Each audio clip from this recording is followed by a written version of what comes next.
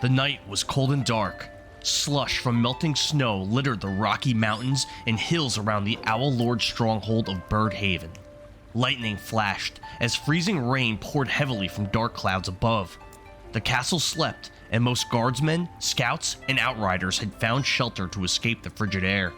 Under the cover of darkness, a ragtag force of cutthroats, brigands, and bandits formed up battle lines a few leagues from Lord Endara's keep. At a glance, the soldiers made an unruly lot, but they were well disciplined and prepared for war. They donned red and gold mail and boiled leather. Many of them carried flagpoles with a banner flying high above, a sinister skull wearing a golden crown on a red background. In addition to the formidable force of men-at-arms, lines of crossbowmen, longbowmen, and siege engines, heavy cavalry could be seen as well, and all were dressed similar, with the same banner seen flying high above all. At the head of this formidable army, 3 figures, clad in red cloaks, looked out towards Lord Endara's castle. One of the cloaked figures was a human with long curly black hair. A giant greatsword was slung on his back, with a pink blade and a pink leather pouch attached to the hilt. He spoke to the other 2 figures. "So, the Ring of Light is supposed to be somewhere inside." The halfling amongst the 3 shook his head and smiled. "Yes, Lord Bjorn, and of course our men can kill and pillage at their pleasure while you search for it. How are you enjoying your new blade? I trust you find Wallet Buster to your liking." Bjorn tapped the hilt of his sheathed blade. "Aye, Lord Maki, I thank ye, little one. The sword cuts good. The sword kills good. With this, I can become the greatest swordsman in Cortania. I'll find and challenge Sparatola when I find the time."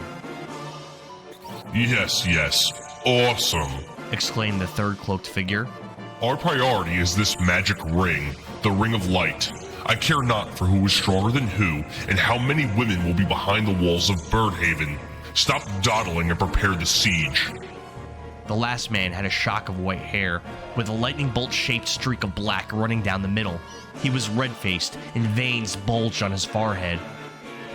"Calm yourself, Lord Exbalto," replied the halfling, Maki. "The 3 of us together, there is nothing we should ever have to fear.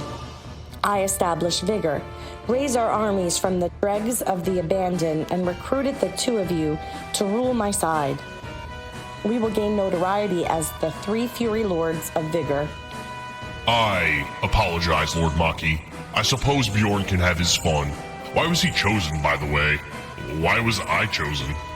Maki smiled warmly and explained. "Bjorn is legendary amongst bounty hunters and mercenaries. His name, the sight of him, will strike fear into the hearts of our enemies. Despite my immense power, I am very much under the radar and not known. You are much the same."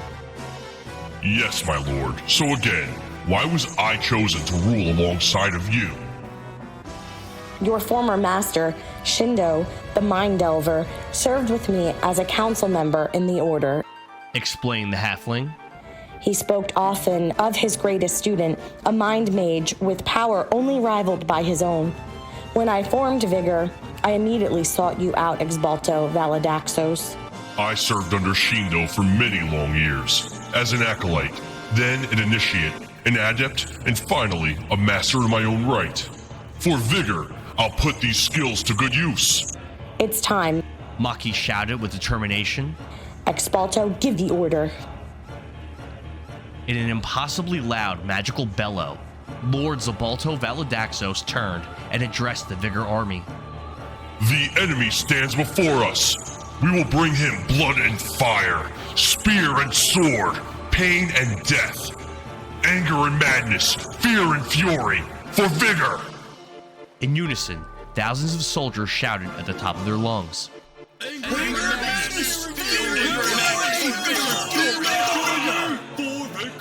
The Vigor forces marched forward towards the castle of Birdhaven.